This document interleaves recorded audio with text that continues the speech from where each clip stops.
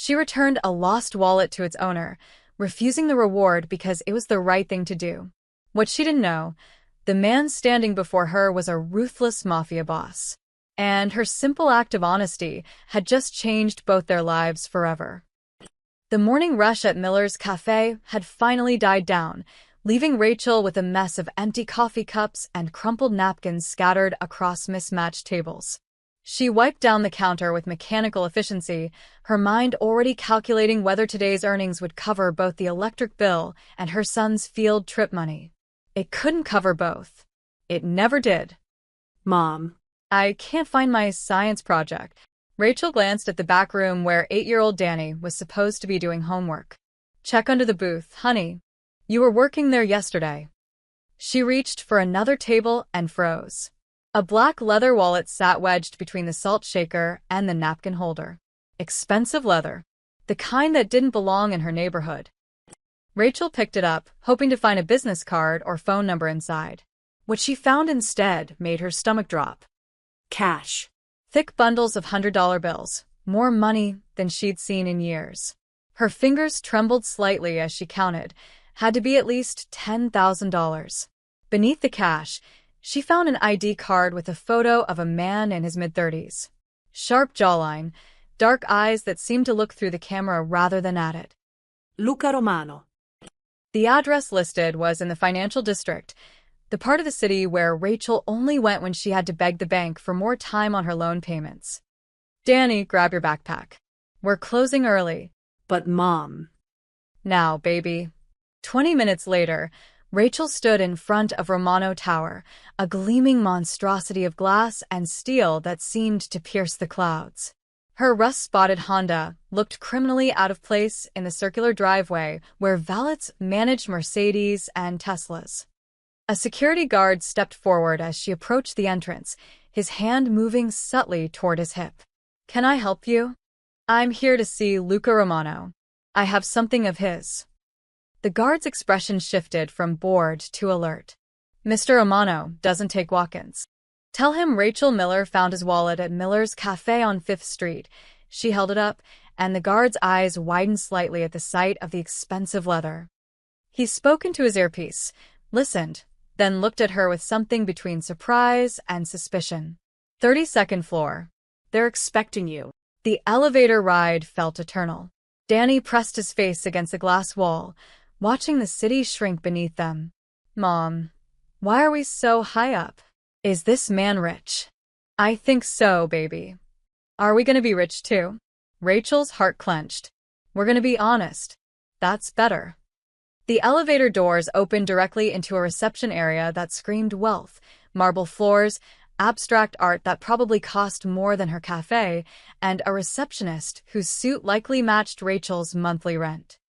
Ms. Miller? This way, please. She followed the woman down a hallway lined with floor-to-ceiling windows. The city sprawled below like a toy model, and Rachel suddenly felt very small, very out of place, and very aware of the coffee stain on her shirt sleeve. The receptionist opened a door to an office that was less a room and more a statement. Behind a massive desk sat the man from the ID photo, though the picture hadn't captured the intensity of his presence. Luca Romano looked up from a stack of papers, and Rachel felt the weight of his gaze like a physical thing. Ms. Miller, his voice was smooth, controlled. Not warm, but not cold either. Carefully neutral. Apparently, you have something that belongs to me. Rachel stepped forward and placed the wallet on his desk. You left it at my cafe this morning. I wanted to return it. Luca picked up the wallet, checking its contents with practiced efficiency. Something flickered across his face. Surprise, maybe, or suspicion. Everything's here. Of course it is.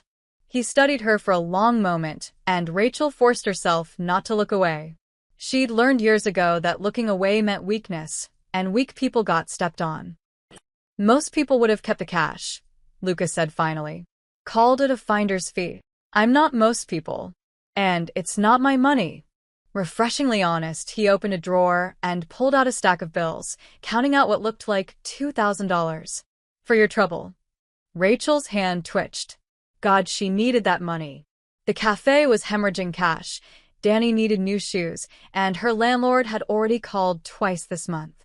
But something in Luca Romano's expression told her that taking it would change something fundamental about this interaction. "I didn't return it for reward," she said quietly. "I returned it because it was the right thing to do." Luca's eyebrows rose slightly. "The right thing?" Yeah. "Novel concept, I know." She took Danny's hand. "Come on, baby. We need to get you to school." "Wait." Rachel turned back. Luca was standing now, and she realized he was taller than she'd thought. He moved around the desk with the fluid grace of someone completely comfortable in his own skin, someone used to commanding rooms and people. "What's your cafe called?" "Miller's. On 5th Street. Like I told your security guard." "I'll remember that." He extended his hand. "Thank you, Ms. Miller. It's been educational." His handshake was firm, warm, and over before Rachel could analyze it. She nodded and left, very aware that something had just happened, something she didn't fully understand. In the elevator, Danny tugged her sleeve. "Mom, why didn't you take the money?" "We need money." Rachel knelt down to his level. "Because, baby, some things are more important than money. Like being able to look at yourself in the mirror." "I don't get it." "You will someday." As they drove away from Romano Tower, Rachel glanced in her rearview mirror at the gleaming building. She didn't know that Luca Romano was still standing at his window, watching her battered Honda disappear into traffic. She didn't know that he'd already made a phone call, his voice quiet and thoughtful. Find out everything about Rachel Miller. Everything. And she definitely didn't know that her simple act of honesty had just set off a chain of events that would change both their lives forever. Luca Romano stood at his penthouse window, a glass of 50-year-old scotch untouched in his hand. Below, the city glittered like scattered diamonds, each light representing someone's life, someone's struggle, someone's secret. He'd built his empire on understanding those secrets, exploiting them when necessary, burying them when convenient. But Rachel Miller had no secrets. That's what bothered him. His phone buzzed. "Talk to me, Vincent." His lieutenant's voice crackled through. "Got the report on the cafe owner. And She's clean, boss. I mean spotless. Rachel and Miller, 32 years old. Widowed 3 years ago. Husband died in a construction accident. No life insurance, he wasn't union. She took out a loan to buy the cafe, been struggling to keep it afloat ever since. Works 6 days a week, sometimes 7. One kid, Danny, 8 years old. Straight-A student at Jefferson Elementary." Luca took a sip of his scotch. Debts. 40 grand on the cafe loan. Behind on payments. Another 5 in credit cards. Medical bills from when the kid had pneumonia last winter. She's drowning, boss, but she's doing it quietly. No complaints, no shortcuts. Criminal record? Parking tickets. That's it. Not even a speeding violation. Family? Parents died in a car crash when she was 19. No siblings. No support system except a neighbor who watches the kid sometimes. Vincent paused. "Boss, why are we looking into a cafe owner? She do something?" Lucas set down his glass. "She did the one thing nobody in this city does anymore, Vincent. She gave something back without asking for anything in return." Silence on the other end. "Then, you want me to keep tabs on her?" Discrète surveillance. "I want to know if she's in trouble." "You got it, boss." Luca ended the call and returned to the window. Rachel Miller was an anomaly, a glitch in the system he'd learned to navigate. In his world, everyone had an angle. Everyone wanted something. Power, money, protection, revenge. The currency varied, but the transaction was always the same. But she'd walked away from $2,000. Money that would have solved at least some of her problems. Money that most people in her situation would have grabbed, without hesitation. "I didn't return it for reward. I returned it because it was the right thing to do." Her words echoed in his mind. When was the last time someone had talked to him about doing the right thing? His mother, maybe, before cancer took her when he was 17. Before his father's gambling debts forced Luca into the family business. Before right and wrong became luxuries he couldn't afford. He'd killed his first man at 19. Not directly. He'd given the order, and someone else had pulled the trigger. But the weight of it was the same. That man had stolen from the Romano family, and in their world, theft demanded blood. Luca had thrown up afterward, alone in a bathroom where no one could see. His father had clapped him on the shoulder the next day. "You're a man now, son." A real Romano. 15 years later, Luca had lost count of the orders he'd given, the lives he'd ruined, the blood on his hands. He'd convinced himself it was necessary, that this was simply how the world worked. You took what you could, protected what was yours, and destroyed anyone who threatened your empire. Then a single mother with coffee-stained sleeves had walked into his office and reminded him that other worlds existed. Worlds where people still believed in doing the right thing, even when it hurt. His phone buzzed again. This time it was Marco, his underboss. "Boss, we got a problem with a Castellano shipment." "What kind of problem?" "They're shortchanging us. 30% light on the agreed weight. Set up a meeting. Tomorrow night, the usual place." "You want me to bring the full crew?" Luca paused, his reflection staring back at him from the darkened window. A week ago, he would have said yes. Would have made an example of the Castellanos, reminded everyone in the 5 boroughs that you didn't cheat the Romano family. No. Just you and Vincent. We'll talk first. Talk. Marco's surprise was evident. "Boss, they disrespected us. If we don't respond." "We'll talk first," Luca repeated, his voice hardening. "That's the order." He ended the call before Marco could argue further. His men would question this decision. Some would see it as weakness. In his world, weakness was fatal. But something had shifted when Rachel Miller walked out of his office. She looked at him like he was just a man, not a monster. Like doing the right thing was still possible, even for someone like him. Luca returned to his desk and pulled open a drawer. Rachel's refused reward sat inside, $2,000 in crisp bills. He'd put it there after she left, unable to quite process what had happened. An honest woman in this city, he murmured to himself. Maybe the only one left. His computer screen showed the surveillance feed Vincent had already set up. Rachel's Cafe, a modest storefront wedged between a laundromat and a phone repair shop. Through the window, he could see her wiping down tables, that same mechanical efficiency from this morning. She looked tired. She looked like she was carrying the weight of the world on her shoulders. She looked real. And for the first time in 15 years, Luca Romano wondered if he remembered how to be real too. He picked up his phone one more time. "Vincent, what time does Miller's Cafe open?" 7 a.m., boss. "Clear my morning schedule. I'm going out." "Where to?" Luca smiled slightly. "To get a cup of coffee." Rachel had just flipped the cafe sign to open when she noticed the man standing outside. He wore jeans and a dark Henley instead of the expensive suit from yesterday, but there was no mistaking those eyes. Luca Romano studied her cafe like he was memorizing every detail. The chipped paint on the window frame, the faded awning, the crooked Miller's sign that she kept meaning to fix. Her heart did an uncomfortable flip. Men like him didn't come to neighborhoods like this without a reason, and reasons usually meant trouble. The bell chimed as he entered. "Good morning, Ms. Miller." "Mr. Romano." Rachel wiped her hands on her apron, forcing her voice to stay steady. "This is a surprise. I was in the area. Thought I'd try your coffee." He slid onto a stool at the counter, moving with that same fluid grace from yesterday. Without the suit and the office, he looked younger, more human. It made him somehow more intimidating. "Just coffee. Black." No sugar. "Of course." Rachel poured from the fresh pot, hyper-aware of her hands, of the ancient coffee maker that wheezed and sputtered, of the cracked tile behind the counter that she'd been meaning to replace for 6 months.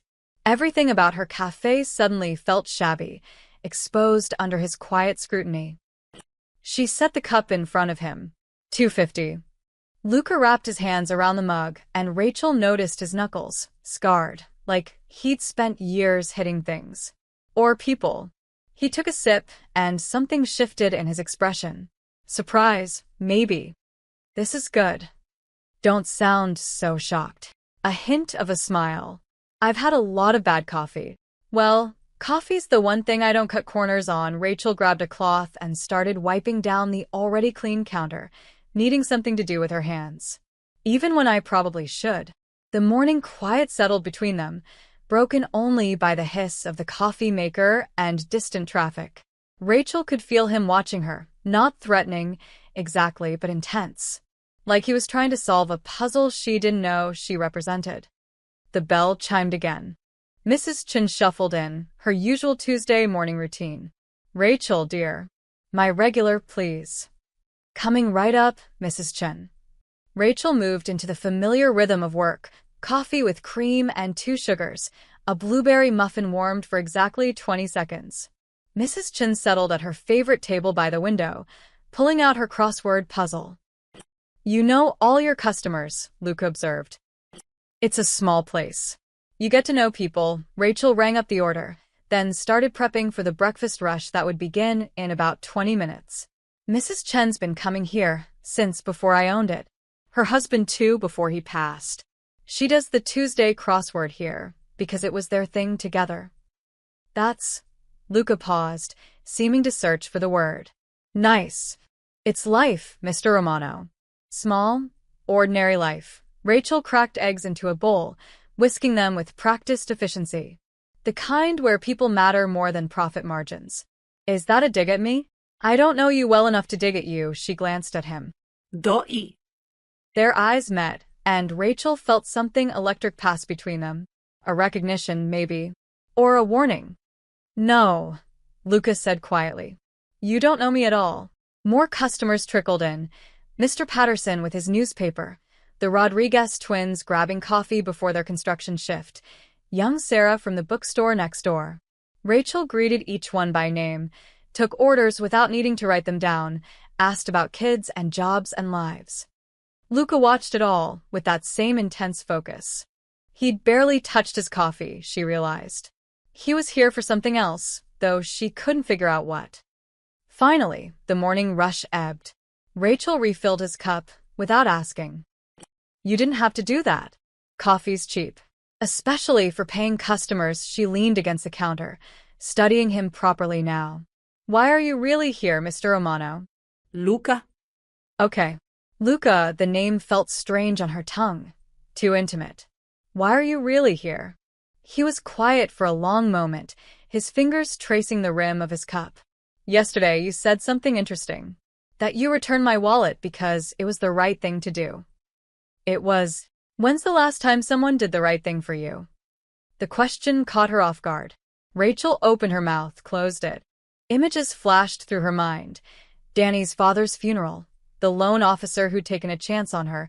Mrs. Chun who always left an extra dollar tip she couldn't afford.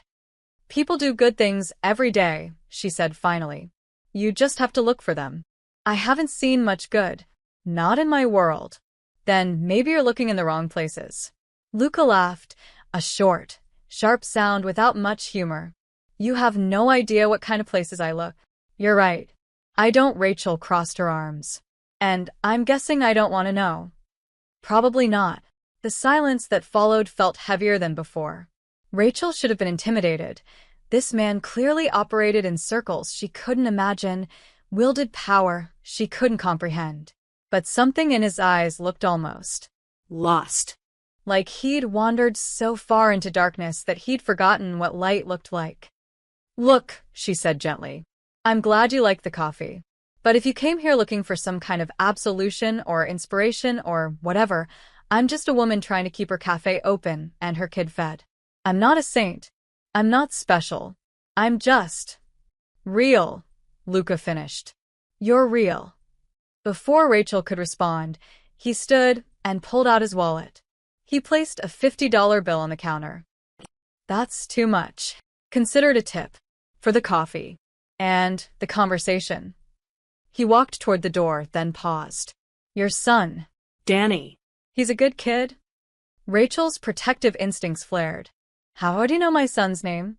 You mentioned him yesterday. Luca's expression was unreadable. He's lucky to have a mother like you. Then he was gone, the bell chiming his exit. Rachel stared at the $50 bill, her heart pounding. She should have been relieved. Instead, she felt something close to dread. Because men like Luca Romano didn't visit small cafes without reason. And whatever his reason was, Rachel suspected her quiet, ordinary life had just become a lot more complicated. The warehouse on the docks smelled like salt, rust, and old blood. Luca stood in the center of the cavernous space, hands in his pockets, watching two of his enforcers drag a man named Tony Castellano to his knees. Tony's face was already swelling, one eye nearly shut. "Boss," Vincent said quietly beside him. He skimmed 30 grand from the shipment. Split it with his cousin. We got the cousin in the car outside. Marco cracked his knuckles, eager. Want me to make an example? Send the bodies to his uncle as a message. Luca looked at Tony, who was crying now, begging. The old Luca, the one from last week, would have nodded. Would have let Marco do what Marco did best. Would have reminded everyone in the 5 boroughs that stealing from the Romano family meant death. But he kept hearing Rachel's voice. People do good things every day. You just have to look for them. How old are you, Tony? Luca asked. Tony blinked through his tears. T23, Mr. Romano. You got family? Besides your idiot cousin? A sister. She's got MS. Can't work. The medical bills are killing us, and I thought. You thought stealing from me was smarter than asking for help. I'm sorry. Please, Mr. Romano. Please. I'll pay it back. Every cent. Just don't. Luca held up a hand. The warehouse went silent. Even the distant sound of water lapping against the docks seemed to hold its breath. Here's what's going to happen, Luca said, his voice carrying through the space. You're going to pay back what you stole. 50% of your cut every week until the debt's clear. You're also going to give me the name of the clinic treating your sister. Tony's face twisted in confusion. What? The clinic? Where is it? St. Mary's. On Lexington. But I don't. I'll make sure her bills are covered. Consider it a loan. You'll pay that back too, but interest-free. Take you about 3 years if you're smart with money. Luca stepped closer. But if you ever steal from me again, Tony, I won't be this generous. Understand? Tony nodded frantically, unable to speak. Get him out of here, Luca told Vincent. And get his sister's account information. I want those medical bills handled by tomorrow. Marco stepped forward after Tony was dragged away, his face a mask of disbelief. Boss, what the hell is that? That was business. That was soft. Marco's voice rose. 3 years? You should've. I should've what, Marco? Luca's tone dropped to something dangerous. Killed a 23-year-old kid because he was desperate? Put a bullet in him because he loves his sister? Yes. That's how this works. That's how it's always worked. You show mercy and everyone thinks they can steal from us. Or, Lucas said quietly, they learn that loyalty is earned, not beaten into people. Marco stared at him like he'd grown a second head. You've changed. Ever since that cafe woman. Careful, Marco. The warning in Luca's voice was clear. Marco backed down, but the damage was done. The seed was planted. Vincent waited until Marco stormed off before speaking. He's not wrong, boss. The men are talking. They're saying you've gone soft. Let them talk. Luca, Vincent rarely used his first name. When he did, it meant something serious. This world doesn't forgive weakness. You know that better than anyone. Your own father. My father died in a pool of his own blood because he thought violence solved everything. Luca's jaw tightened. I watched the Moretti family put 3 bullets in him over a perceived insult. Over words, Vincent. Is that the legacy I want? It's the legacy you inherited. Then maybe it's time to write a new one? Vincent studied him for a long moment. This woman, Rachel, she really got to you, didn't she? Luca thought about the cafe that morning. The way Rachel had moved through her small world with purpose and grace. The way she knew every customer's name, their stories, their struggles. The way she'd looked at him, not with fear or calculation, but with honest curiosity. She reminded me that other ways of living exist, Lucas said finally. Ways that don't involve warehouses and blood and bodies. You can't just walk away from this life. You know that. I'm not walking away. I'm changing the rules. The other families won't accept that. Then they'll have to adjust. That evening, Luca called a meeting with his capos, the 5 men who ran his operations across the city. They gathered in his office, confusion evident on their faces. Emergency meetings usually meant war or expansion. This felt like neither. Gentlemen, Luca began, standing at the window overlooking the city. We're making some changes to how we operate. What kind of changes? Asked Sal Benedetti, his oldest capo. We're reducing our footprint in certain volatile enterprises. I want a full audit of our loan sharking operations. Anyone we've been bleeding dry, I want realistic payment plans drawn up. Anyone who can't pay, we write it off. Stunned silence. Boss, Sal said carefully. That's millions of dollars. It's pocket change compared to our legitimate holdings. Which brings me to point 2. I want our legal operations expanded. Construction, shipping, real estate. We're going to shift focus. You're talking about going straight? Marco laughed bitterly from his corner. We're the Romano family. This is what we do. This is what we did, Luca corrected. Times change. We change with them or we die. The other families can do what they want. We're charting a new course, Luca turned to face them. I'm not asking for opinions. I'm telling you how it's going to be. Anyone who doesn't like it can leave. No hard feelings. No one moved, but Luca could see the doubt in their eyes. The resistance. Change never came easy, especially not in a world built on tradition and blood. But as he dismissed them and returned to his window, watching the city lights flicker like distant stars, Luca felt something he hadn't experienced in years. Hope. Rachel Miller had given him back his wallet. But somehow, without meaning to, she'd given him something far more valuable, the possibility of redemption. Rachel was stacking chairs on tables, the cafe finally quiet after another long day, when the bell chimed. She turned, ready to say they were closed, and froze. Mark Miller stood in the doorway. Her ex-husband looked worse than she remembered, thinner, unshaven, with that familiar glint of desperation in his eyes that had always preceded their worst fights. We're closed, Rachel said flatly. That's how you greet your husband? Ex-husband. 3 years ex.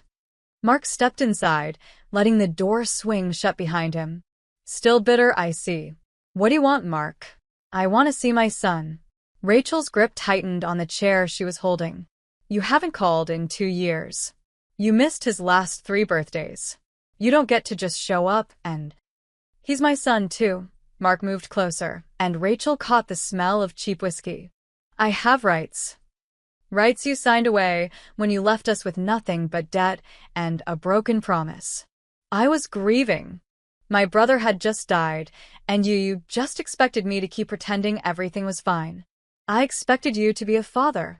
Rachel's voice rose despite herself. Danny was 5 years old, Mark. He needed you, and you chose the bottle instead. Mark's face darkened. Yeah, well, maybe I've changed. Maybe I'm ready to step up now. Now? Now that he's 8 and doesn't even remember what you look like.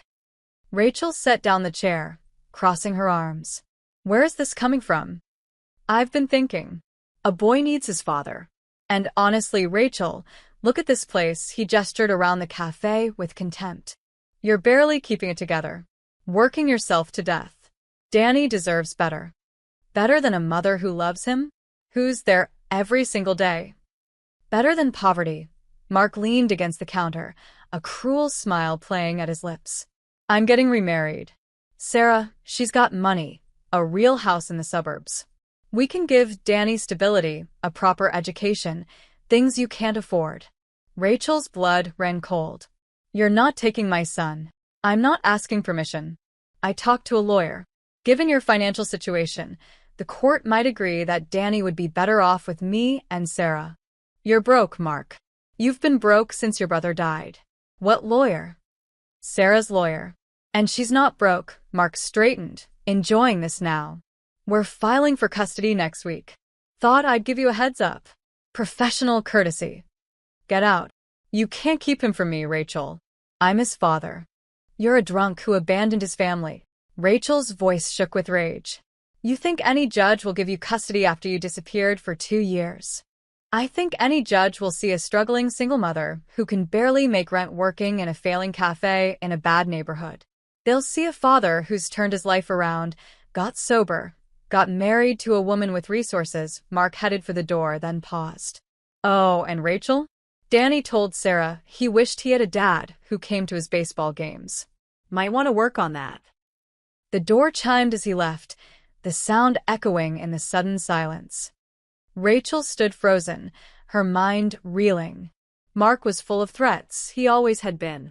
But he'd never mentioned lawyers before. Never mentioned custody. And the way he'd said Sarah's name, with that smug certainty.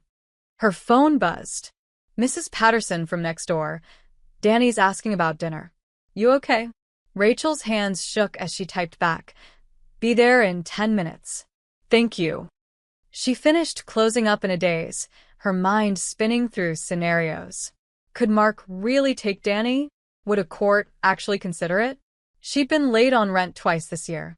The cafe was drowning in debt. Her savings account had exactly $200. What if Mark was right? What if she wasn't enough? By the time she picked up Danny and got him fed and tucked into bed, Rachel felt like she'd aged 10 years. She sat at their tiny kitchen table, staring at her laptop, Googling family law attorneys she couldn't afford. Consultation fait, $3 moins 5 cents.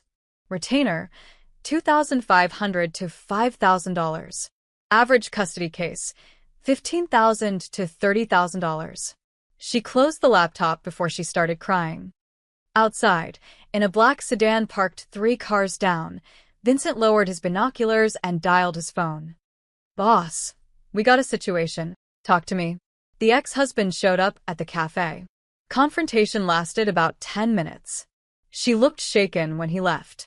I ran his plates. Mark Andrew Miller got a warrant for unpaid child support in New Jersey, 2 DUIs, currently living in Queens with a woman named Sarah Brennan. And he was in her face, boss. Aggressive body language. I couldn't hear what was said, but she looked rattled after. Silence on the other end. Then, keep watching. I want to know if he comes back. You want me to have a conversation with him? The quiet kind. No. Not yet. Another pause. But find out everything about him. Everything. And the woman he's living with. On it, boss. Vincent hung up and settled back in his seat, watching the lights in Rachel's apartment above the cafe. One window glowed warm, probably the kids' room. The other stayed dark for a long time before finally flickering on. Through the curtains, Vincent could see Rachel's silhouette, pacing. Even from this distance, her distress was evident. In his penthouse across the city, Lucas stood at his window, phone still in his hand. He'd told Vincent no intervention. He'd promised himself he wouldn't insert himself into Rachel's life beyond keeping a distant watch. But the thought of someone threatening her son, made something dark and familiar rise in his chest. The old instincts, the protective fury that had made him dangerous in the first place. He pulled up a contact on his phone. Mitchell Grayson, attorney at law. Specializes in family court. The best custody lawyer in New York. Owed Lucas several significant favors from a case involving a senator's son and some very unfortunate photographs. Lucas' thumb hovered over the call button. She doesn't want your help, a voice in his head warned. She doesn't even know you. This isn't your problem. But another voice, quieter but stronger, whispered back. She gave you back your wallet when she needed the money. She refused your reward when it would have solved her problems. She's drowning, and she won't ask for a life preserver because she's too proud. Luca pressed call. Mitchell. It's Luca Romano. I need a favor. A big 1-inch. Rachel hadn't slept. She'd spent the entire night switching between crying and researching and crying. Every article about custody battles made her stomach sink lower. Every lawyer's website reminded her how far out of her league she was. At 5 a.m., she gave up and made coffee, watching the sunrise through her kitchen window. Danny would wake up in 2 hours, expecting breakfast and normalcy. She'd give him both, even if she had to fake it. The summons arrived at 9 a.m., hand-delivered by a courier. Rachel's hands shook as she read the legal jargon, petition for modification of custody. The hearing was scheduled for Friday, 3 days away. 3 days to find a lawyer she couldn't afford. 3 days to prepare a defense she didn't know how to build. 3 days before Mark could potentially rip her world apart. She called 6 law offices that morning. 5 said their retainers started at $5,000. The 6th offered a payment plan that would take her 10 years to pay off, assuming she won. By Thursday afternoon, Rachel had resigned herself to representing herself in court. She'd printed out templates, read every article she could find, and prepared a statement that sounded desperate even to her own ears. Friday morning arrived like an execution date. Rachel dropped Danny at school, hugging him longer than usual. He squirmed away, embarrassed, having no idea that his entire future hung in the balance. She watched him run toward his friends, his backpack bouncing, and felt her heart splinter. Please, God. Please let me keep him. The courthouse was a maze of marble and bureaucracy. Rachel found the right courtroom, her stomach churning, and pushed through the doors. Mark sat on the other side with a blonde woman who must be Sarah, polished, confident, wearing a suit that probably cost more than Rachel's monthly rent. Next to them sat a lawyer in an even more expensive suit, reviewing documents with the air of someone who'd never lost a case. Rachel took her seat alone, clutching her folder of printed articles and handwritten notes. Then the doors opened behind her. A man in an immaculate charcoal suit walked in, carrying a leather briefcase that screamed sophistication. He was in his 50s, with silver hair and the kind of presence that made people instinctively defer to him. He walked straight to Rachel's table and extended his hand. "Ms. Miller? Mitchell Grayson. I'll be representing you today." Rachel stared at him. "I'm sorry, what?" "Your legal representation." He sat down, opening his briefcase with practiced efficiency. "Now, we don't have much time before the judge arrives, so let me brief you quickly on our strategy. I didn't hire you. I can't afford. Your representation has been arranged anonymously. Pro bono work through a legal fund." Mitchell's smile was reassuring but professional. "Trust me, Ms. Miller, you're in good hands." Rachel's mind raced. Legal fund? Nothing about this made sense, but across the room, Mark's lawyer had noticed Mitchell and his expression had shifted from confident to concerned. "All rise." The Honorable Judge Patricia Monroe presiding. The hearing began, and Rachel quickly realized she was watching a master at work. Mark's lawyer opened with their argument: Rachel's financial instability, her long work hours, the struggling cafe in a questionable neighborhood. He painted a picture of Danny living in poverty while Mark and Sarah could offer private schools, a big house, summer camps. Then Mitchell Grayson stood. "Your Honor," opposing counsel paints an interesting picture. "Let's examine it more closely." He pulled out a document. "Mark Miller has 3 outstanding warrants for unpaid child support in New Jersey, totaling $18,000.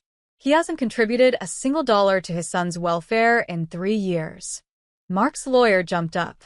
"Your Honor, my client was dealing with grief that included 2 DUI arrests." Mitchell continued smoothly, one of which occurred while his son was still an infant. He turned to Mark. "Mr. Miller, where were you on Danny's 6th birthday?" I don't. Let me help. According to these phone records, you were in Atlantic City, at a casino, where you lost $7,000. Mitchell placed the records in front of the judge. "His 7th birthday? Miami. 8th birthday? You sent a text message. Would you like me to read it to the court?" Mark's face had gone pale. Sarah's hand clutched his arm, her confident smile cracking. "Now, regarding Ms. Miller," Mitchell's voice softened. "She works 60 hours a week to keep her small business afloat. She's never missed a parent-teacher conference. Never missed a doctor's appointment. Her son is an A student who describes his mother as the best person in the world. That's from his school essay, which I've submitted as evidence. He turned to face Mark and Sarah directly. Miss Brennan, you're engaged to Mr. Miller, correct? Sarah nodded stiffly. Have you met Danny? Once. Briefly. Once. And, Mr. Miller, how many of Danny's baseball games have you attended? I've been busy. 0. The answer is 0. Mitchell turned back to the judge. Your Honor, this isn't about providing a better life. This is about a father who abandoned his son, attempting to assuage his guilt by disrupting a stable, loving home. The judge reviewed the documents, her expression unreadable. Finally, she looked at Mark. Mr. Miller, these are serious allegations. The unpaid child support alone is concerning.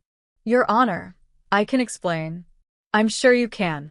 But not today. She closed the folder. Petition denied. Primary custody remains with Ms. Rachel Miller. Mr. Miller, you may petition for supervised visitation once you've addressed these outstanding warrants and completed a substance abuse evaluation. The gavel fell. Rachel sat frozen, unable to process what had just happened. Mark stormed out, Sarah trailing behind him. His lawyer gathered his papers with barely concealed irritation. Mitchell Grayson turned to her with a warm smile. Congratulations, Ms. Miller. I don't understand. Who paid for this? Who? Rachel's eyes widened. Luca Romano. Mitchell's expression remained perfectly neutral. As I said, anonymous donor. Legal fund. Mr. Grayson, please. I need to know. What you need to know, Mitchell said gently, packing his briefcase, is that you won. Your son is safe. Someone believes you deserved a fair fight.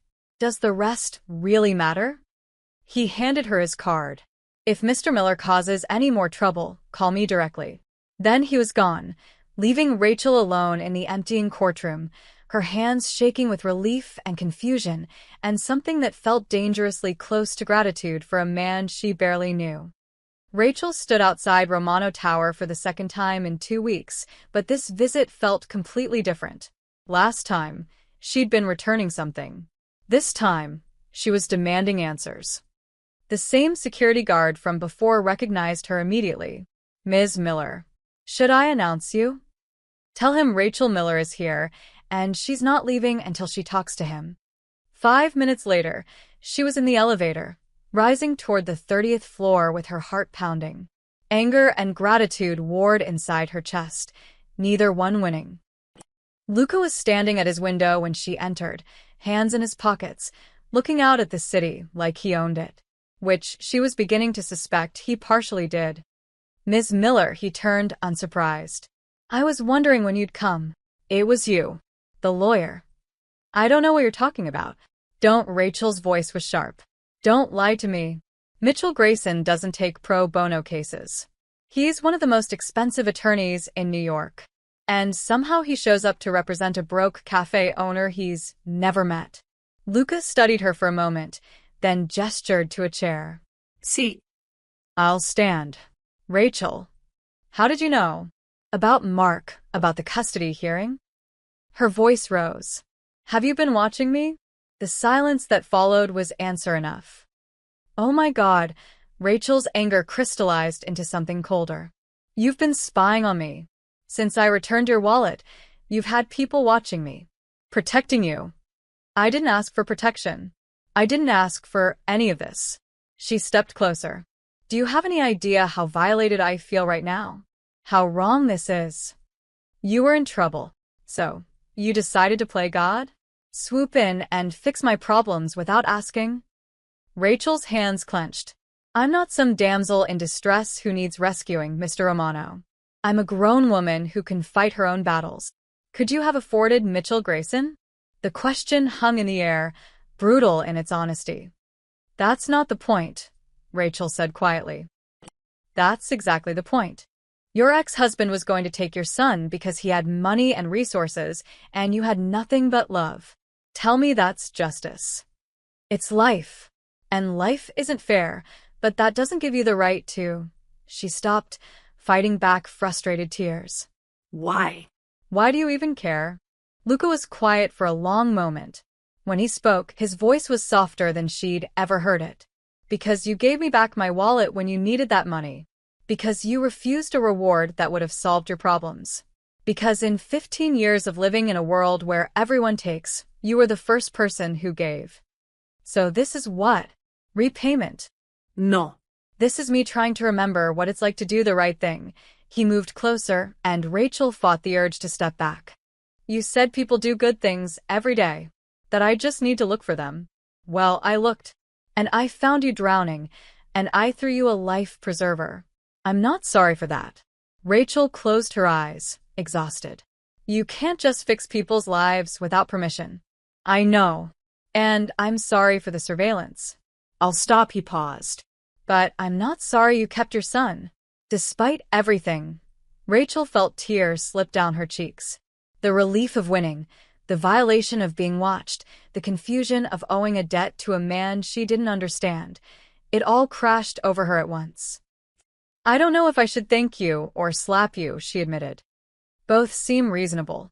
A surprised laugh escaped her. She wiped her eyes, suddenly aware of how she must look, running on no sleep, wearing her cafe uniform, crying in a penthouse office. There's something else, Lucas said. He returned to his desk, pulling out a folder. You're good with numbers. I've seen how you manage your cafe, the inventory tracking, the budget management. You're keeping a failing business afloat through pure financial efficiency. Where is this going? I need someone honest to handle my accounts. My books, he set the folder in front of her. Someone who isn't afraid to tell me when something doesn't add up. Rachel opened it, scanning the numbers. Her eyes widened. This is a lot of money. Romano Holdings has diverse interests. Construction, shipping, real estate development. He watched her reaction carefully. Some of those interests exist in legal gray areas. I'm trying to change that, but I need someone I can trust to help me sort through it. You barely know me. I know you returned $10,000 when you were behind on your rent. I know you refused a $2,000 tip. I know you fought for your son, even when you thought you'd lose. Luca leaned against his desk. Trust has to start somewhere. Rachel stared at the numbers, her mind racing. The salary listed would change her life, pay off the cafe's debts, give Danny everything he needed, let her breathe for the first time in 3 years. But she'd heard the rumors about Luca Romano, seen the way people moved out of his way, the respect that looked more like fear. She wasn't naive enough to think all his money came from construction and real estate. I can't be part of anything illegal, she said firmly. That's exactly why I'm asking you. I want to move away from the illegal operations. Transition everything to legitimate business. But I need someone who'll actually hold me accountable. And if I find something wrong in these books, something criminal, then you tell me and we fix it. Rachel looked at him, searching for deception. But his eyes were steady, almost hopeful. One condition, she said finally. I do this clean. No lies, no blood, no looking the other way. The moment I think you're pulling me into something wrong, I walk. No arguments, no consequences. Agreed. And no more surveillance. No more secret lawyers. If I need help, I'll ask. Agreed. She took a deep breath. Then I guess I'm working for you. For the first time since she'd met him, Luca Romano smiled, a real smile that reached his eyes and made him look years younger. Welcome to Romano Holdings, Ms. Miller. Rachel shook his extended hand, ignoring the voice in her head screaming that she was making a deal with the devil. But maybe, just maybe, even devils could be redeemed. 3 weeks into her new position, Rachel sat in her office at Romano Holdings, an actual office with windows and a door that closed, surrounded by financial records that made her head spin. And her stomach turn. She'd started with the real estate division, expecting complicated but legal transactions. What she found instead was a labyrinth of shell companies, cash payments with no paper trail, and properties acquired through methods that made her profoundly uncomfortable. Rachel pulled up another file. A construction contract with the city, won through a bid that had somehow eliminated all other competitors. She cross-referenced the dates with campaign donations and felt her suspicions solidify into certainty. "Find something interesting?" She jumped. Luca stood in her doorway, 2 coffee cups in hand. He'd started bringing her coffee every morning, always black, the way she made it at her cafe, and somehow it had become their ritual. "Define interesting," Rachel said, accepting the cup. Luca closed the door and sat across from her. In the past 3 weeks, they'd developed an easy working relationship. He listened when she talked, never dismissed her concerns, and seemed genuinely interested in her insights. It would have been pleasant if not for the growing pile of questionable transactions she kept uncovering. "The Henderson property," Rachel said, turning her laptop toward him. "We acquired it for 30% below market value. The previous owner declared bankruptcy 2 weeks after selling. And his business collapsed after 3 of his major clients suddenly terminated their contracts. All on the same day." She pulled up another document. "Those clients? They're all connected to Romano Holdings through various subsidiaries." Luca's expression didn't change. "That's how business works sometimes. That's extortion, Luca." The use of his first name had become natural, though it still felt intimate in a way that made her slightly uncomfortable. He noticed his eyes flickered with something she couldn't quite read. "The man was sitting on prime waterfront property and refusing to sell," Luca said calmly. "We needed that land for the harbor development project. So you destroyed his livelihood. So we encouraged a business decision." Rachel closed her laptop with more force than necessary. "This is exactly what I was afraid of. You said you wanted to go legitimate, but these records show business practices that have been standard for decades," Luca interrupted. "You think the other corporations in this city got where they are by playing nice? This is how the game works." "Then change the game." Rachel stood, frustrated. "You have enough money and power to do business honestly. Why don't you?" "Because honest businesses fail. They get crushed by competitors who don't play by the rules. Or they succeed because people respect integrity." She moved to the window, looking out at the city. "I've been going through your books for 3 weeks now. Do you know what I found? You have legitimate operations, making incredible profits. The construction division alone is generating millions. Your shipping contracts are solid. The real estate developments are brilliant." She turned back to him. "You don't need the shady stuff, Luca. You're already successful. The illegal operations are just legacy, habit. You're holding on to them because it's what you know, not because you need them." Luca was quiet, his coffee forgotten on the desk. "I found something else," Rachel continued, her voice softer now. 3 months ago, you anonymously paid off the mortgage for an elderly couple facing foreclosure. 2 months ago, you funded a community center in Queens. Last month, you hired 20 ex-cons for your construction crew when no one else would give them a chance. How did you? Because I'm good at my job.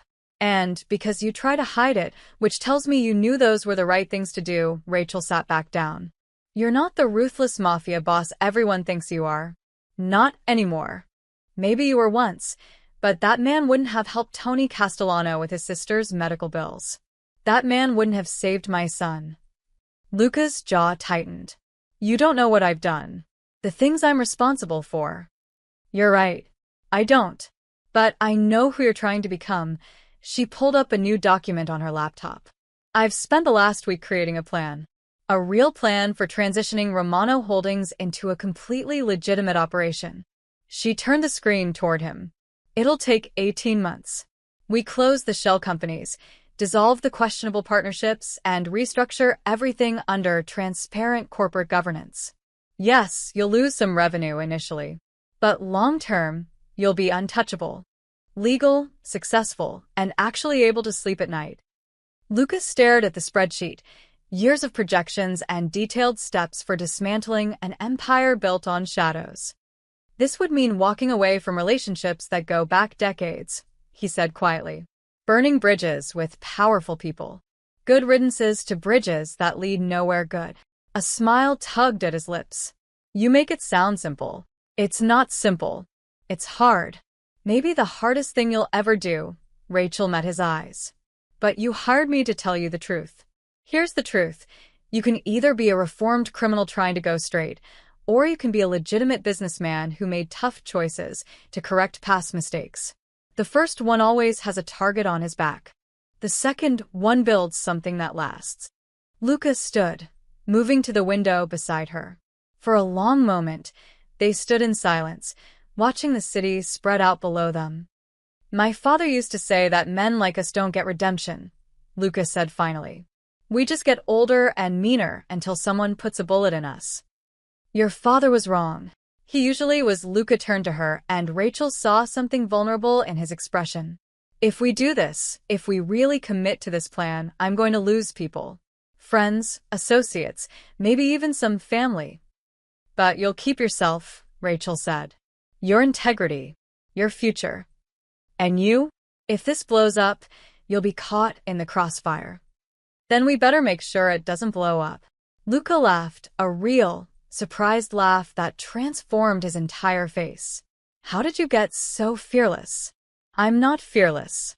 I'm terrified. But I raised a child alone for 3 years. Compared to that, restructuring a corporate empire seems almost manageable. He extended his hand. Partners? Rachel shook it, feeling the calluses on his palm, the strength in his grip. Partners. But I'm serious about the clean part, Luca. No more shortcuts. No more gray areas. No more gray areas, he agreed.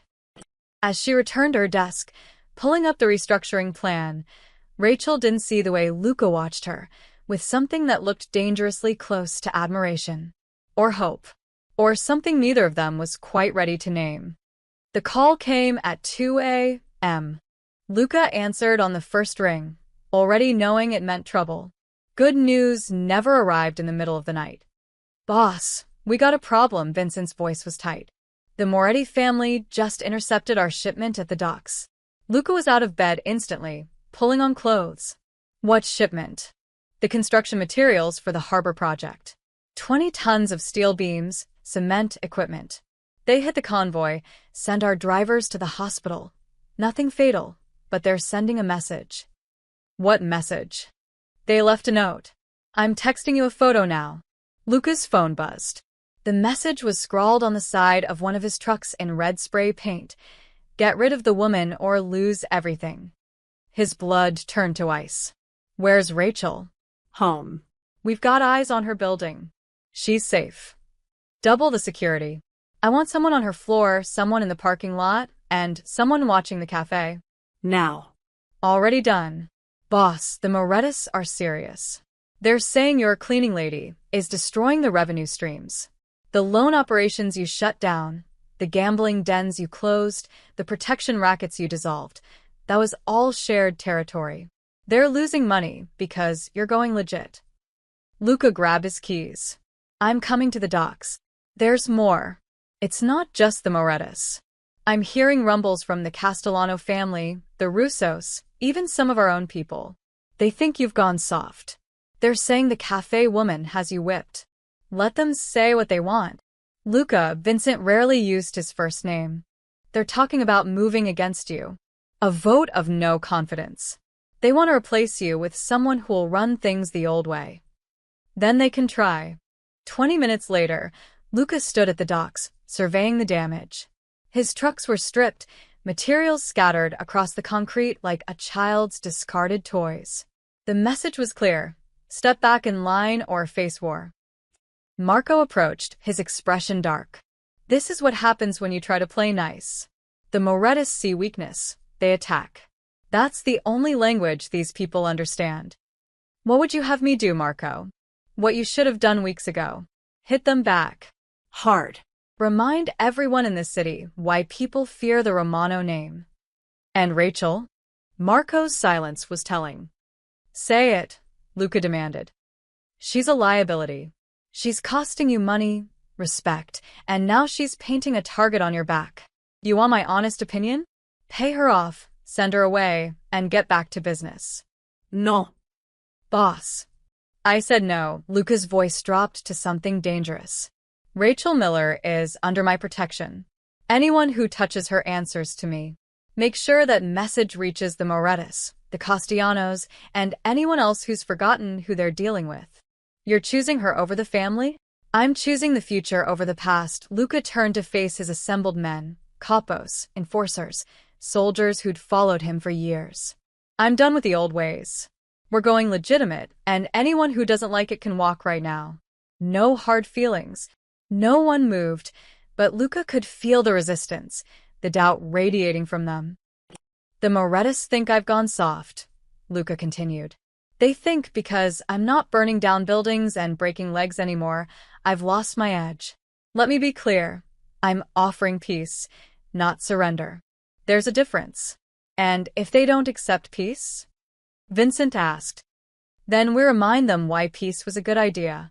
The meeting with the Morettas was arranged for the following night at a neutral location, an old restaurant that had served as a meeting ground for the 5 families for decades. Luca arrived with Vincent and Marco, leaving his other men outside as tradition demanded. Don Moretti sat at the head of the table, a man in his 60s with cold eyes and colder hands. His 2 sons flanked him, both eager for violence. Luca Romano, the Don said.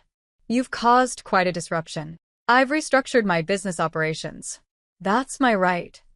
Your restructuring is costing the rest of us millions. The loan operations brought steady income.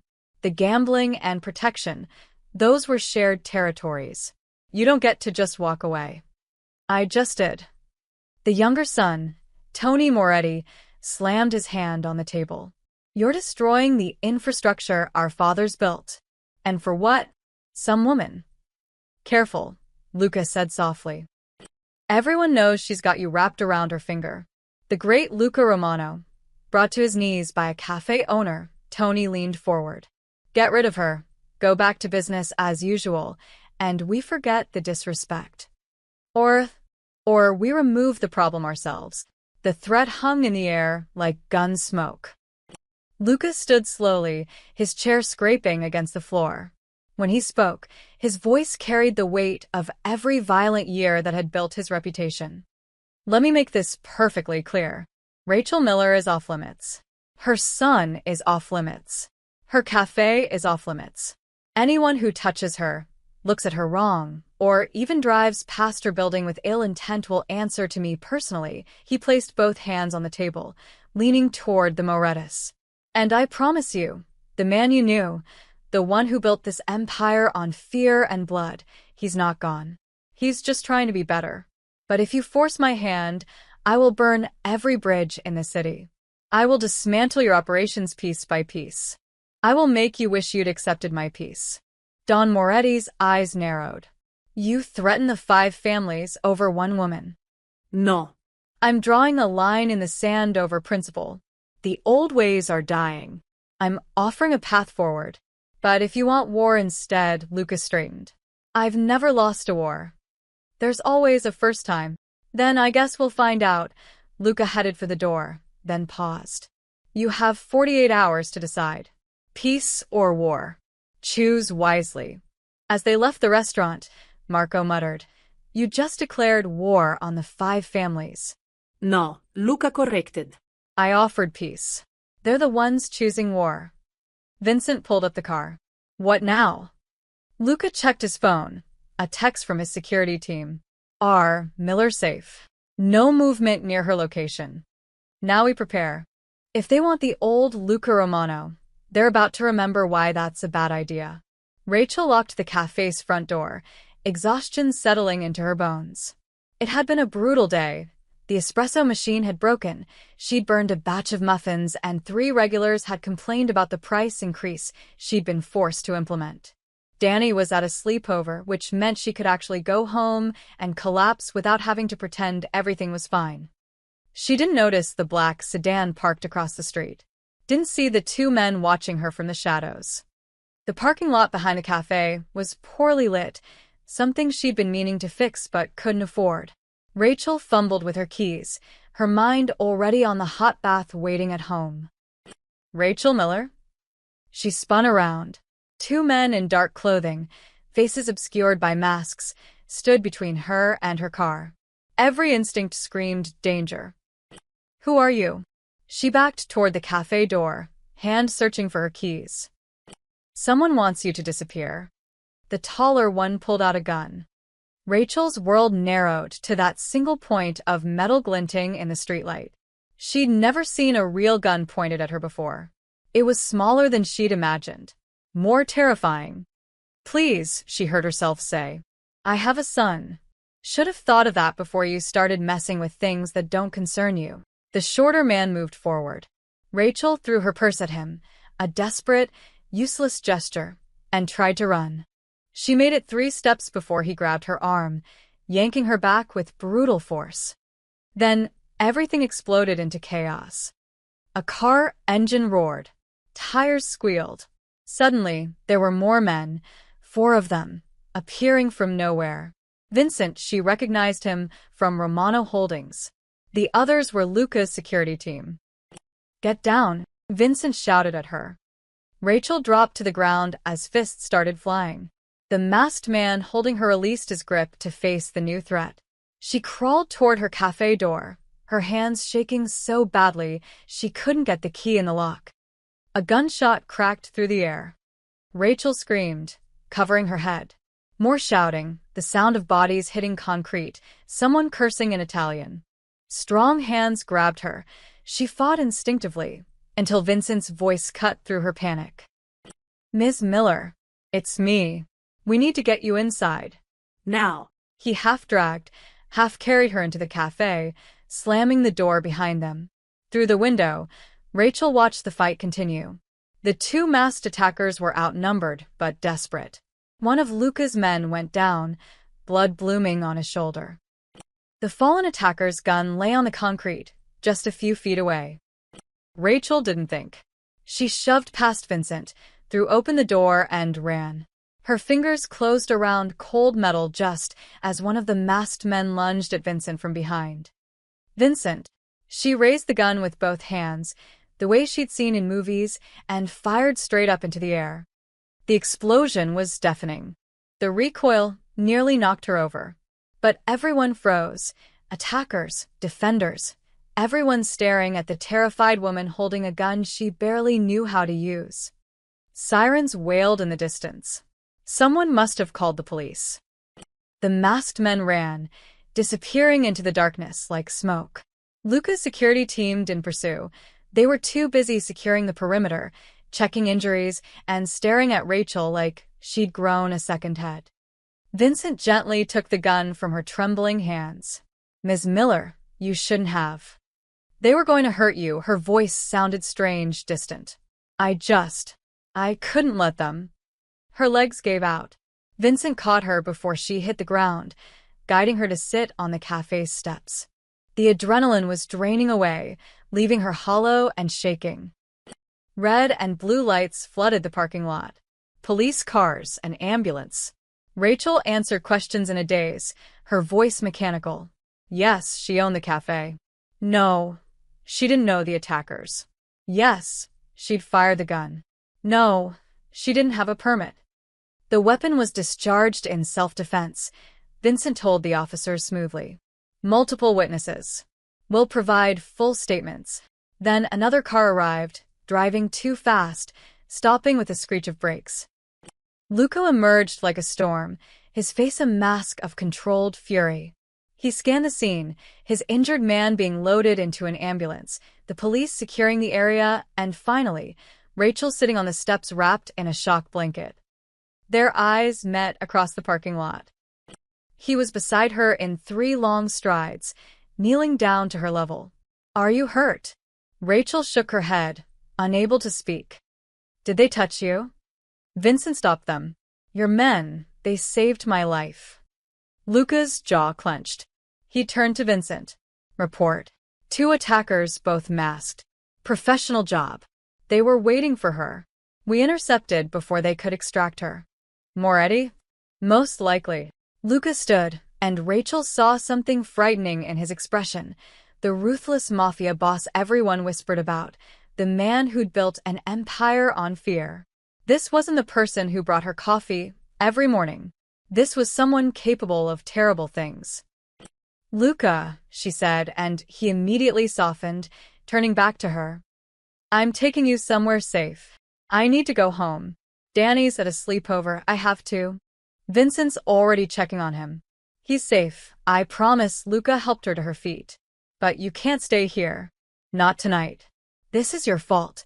The words came out sharper than Rachel intended, but she was too shaken to care. You brought this to my door. Those men came here because of you, because of whatever war you're fighting.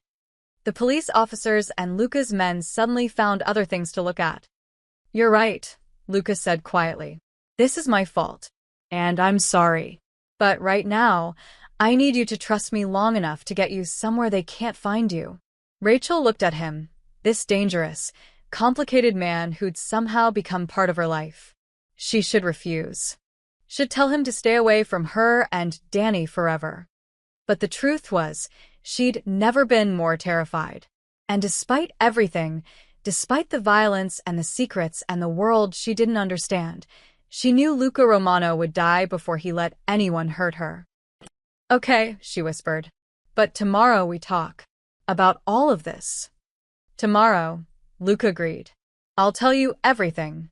As he guided her to his car, his hand protective on her back, Rachel glanced at the cafe she'd worked so hard to build. Blood stained the concrete. Police tape cordoned off the area. Her quiet, ordinary life had just been shattered. And somewhere in the city, people were deciding whether she lived or died. Rachel didn't sleep. She'd spent the night in one of Luca's safe houses, a sleek apartment in a building with more security than a bank, staring at the ceiling and replaying the moment a gun was pointed at her face. At 6 a.m., she'd had enough. She got dressed in the clothes Vincent had brought from her apartment, checked her phone for the 100th time to confirm Danny was safe, and walked into the living room where Luca sat nursing a cup of coffee, looking like he hadn't slept either. I want answers, Rachel said. All of them. No more half-truths or corporate euphemisms. Who were those men, and why did they try to kill me? Lucas set down his cup. The Moretti family. One of the 5 families that control organized crime in New York. They see your influence on me as a threat to their operations. My influence. You've been cleaning out the black money pipeline. Every shell company you close, every questionable deal you flag, every restructuring plan you implement, it costs them money. The families shared territories with us. When I started going legitimate, their revenue streams dried up. Rachel sank onto the couch. So, they decided to kill me. They decided to send a message. Remove the problem, and I'd fall back in line. And if they'd succeeded? If your men hadn't been there? Luca's expression darkened. Then I would have burned the city to the ground until I found everyone responsible. The certainty in his voice should have frightened her. Instead, it made something warm unfurl in her chest, a feeling she absolutely didn't want to examine. This has to stop, Rachel said. All of it. I can't live like this, Luca. I can't have Danny growing up watching his mother get escorted by armed guards. I can't jump at every shadow wondering if someone's going to. I know. So, what are you going to do? Go to war with these families? More violence, more blood? She stood, anger replacing fear. Is that your solution? What would you have me do? Luca rose to meet her. Walk away? Let them win? They tried to kill you, Rachel. They put a gun in your face. Because you dragged me into your world. I was fine before, struggling, yes, but safe. And now, her voice broke. Now my son could lose his mother, because I tried to help you become a better person. The words hit Luca like a physical blow. He turned away, running a hand through his hair, and Rachel saw his shoulders tighten with the weight of it. You're right, he said quietly. I should have left you alone. Should have let you refuse that reward, and never looked back. But I was selfish. I saw something good, something real, and I wanted to be near it, even knowing what it might cost you. So, what now? You pay me off like Marco suggested and send me away. Lucas spun around. Is that what you want? Rachel opened her mouth to say yes, to tell him she wanted her old life back, her safety, her anonymity. But the words wouldn't come, because the truth was more complicated than that. In the past month, she'd felt more alive than she had in years. Working at Romano Holdings had challenged her in ways the cafe never could. Watching Luca change, seeing him choose mercy over violence, integrity over profit, it had made her believe that people could transform, that redemption was possible. And God help her, she'd started to care about him. Not just the reformed version he was trying to become, but all of him. The darkness and the light, the violence and the gentleness, the monster and the man. "I want you to stop this," she said finally. "Not by running away or paying people off. By actually committing to the change. No more halfway measures. No more foot in both worlds. Rachel, I've been going through your books for a month. I see the progress, but I also see you hedging your bets. Keeping connections to the old operations, maintaining relationships with people who want you to fail at going legitimate." She stepped closer. "If you walk away, if you really commit to building something clean, then everything you built crumbles. You said that yourself. Thousands of people lose their jobs. Then, what's the alternative? Build something better." Rachel's voice was fierce now. "You have the resources, the intelligence, the power. Use it to create legitimate businesses that actually help people. Employ ex-cons who need second chances. Invest in neighborhoods everyone else abandoned. Prove that you can be successful without the violence and crime. The families won't accept that. Then let them reject it. You don't need their acceptance.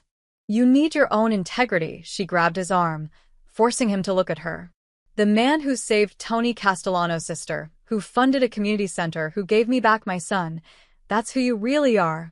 But you keep one foot in the old world because you're afraid. Afraid that if you let go completely, you'll have nothing. What if I let go and they destroy everything? What if they come after you again? Or Danny, or... Then we fight them legally. We build something so solid, so legitimate, that they can't touch it without exposing themselves." Rachel's eyes blazed. "You told me once that your father said men, like you, don't get redemption. Prove him wrong. Be the man who walked away from the empire and built something that actually mattered."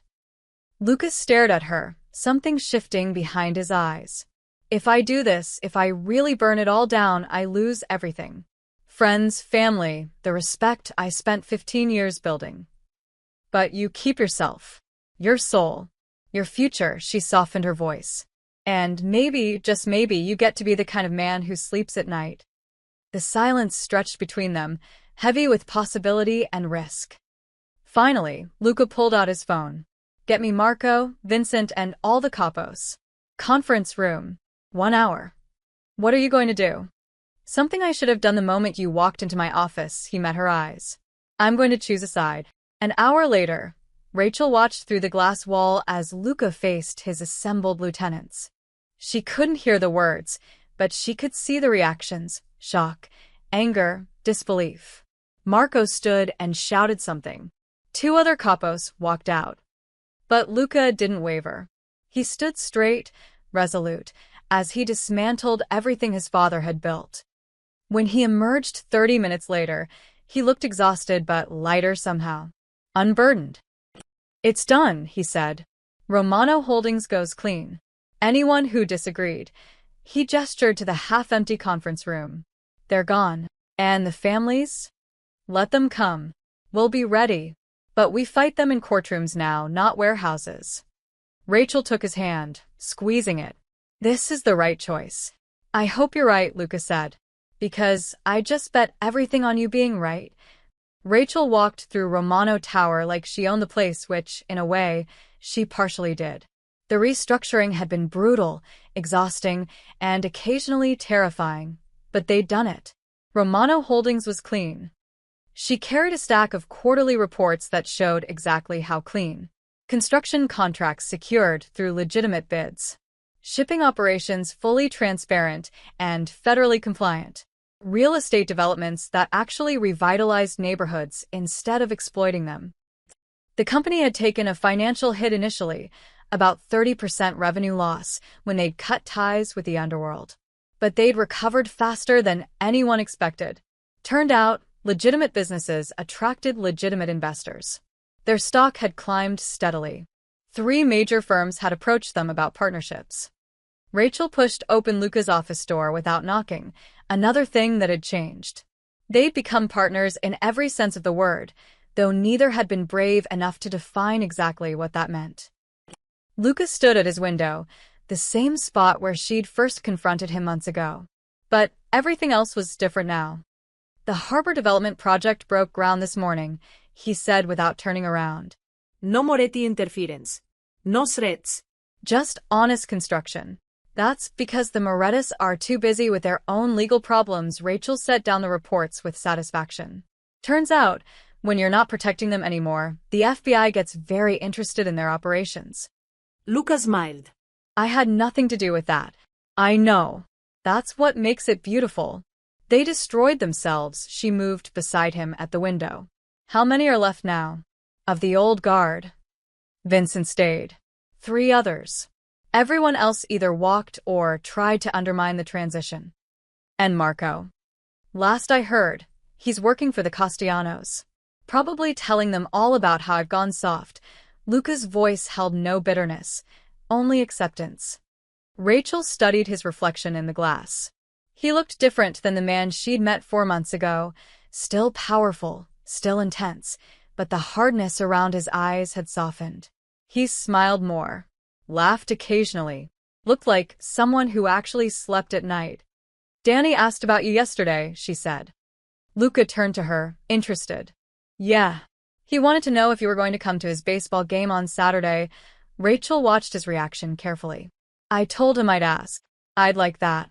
They'd been careful around Danny, Luca keeping his distance, Rachel not wanting to confuse her son about who this man was in their lives.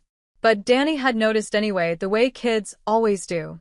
Had started asking why Mr. Romano brought his mom coffee every morning, why he made her smile in a way she hadn't smiled in years. There's something else, Rachel said. She reached into her bag and pulled out a familiar black leather wallet, the same one that had started everything. She'd kept it all these months, waiting for the right moment. She placed it on his desk. Luca picked it up, confused. My wallet? I thought I'd lost this.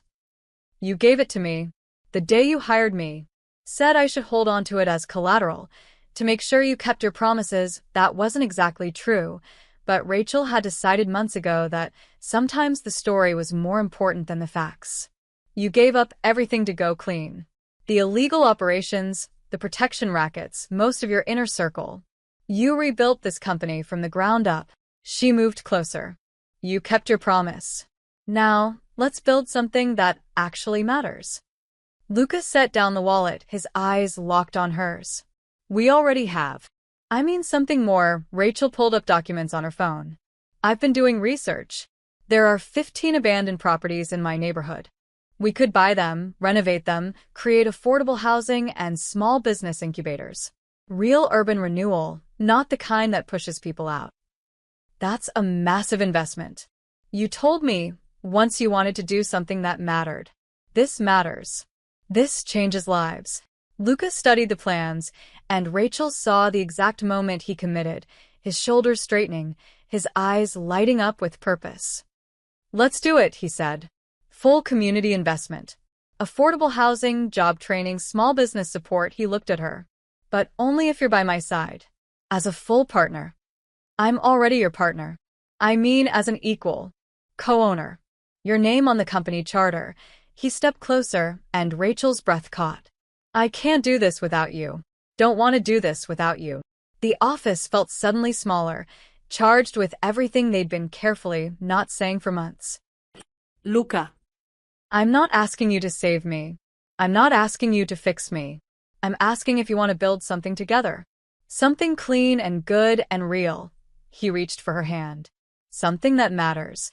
Rachel looked at their joined hands, then up at his face. She saw the former Mafia boss who'd chosen redemption. The ruthless businessman who'd learned mercy. The dangerous man who'd become gentle, at least with her. Yes, she said simply. Luca smiled, that rare, genuine smile that transformed his entire face, and pulled her closer. Then let's get to work. Now. Now, he kissed her forehead, then her cheek, giving her time to pull away. When she didn't, he kissed her properly, soft and careful and full of promise. When they finally broke apart, Rachel laughed. That's not work. That's the best part of partnership. Mixing business with pleasure. She pushed him playfully. You're impossible. And you're stuck with me. Rachel looked around the office, sunlight flooding through floor-to-ceiling windows, the city sprawling below them, documents for legitimate businesses covering every surface. They'd torn down an empire built on darkness and fear. Now they were building something in the light. There are worse fates, she admitted. Luca pulled her close again, and this time Rachel melted into him, without hesitation. Outside, the city continued its endless motion. Inside, two people who'd found each other through an act of simple honesty were proving that redemption wasn't just possible, it was beautiful. The single mother and the reformed mob boss. The woman who'd returned a wallet and the man who'd found his conscience. Together, they'd build something extraordinary. Together, they'd already begun. The end.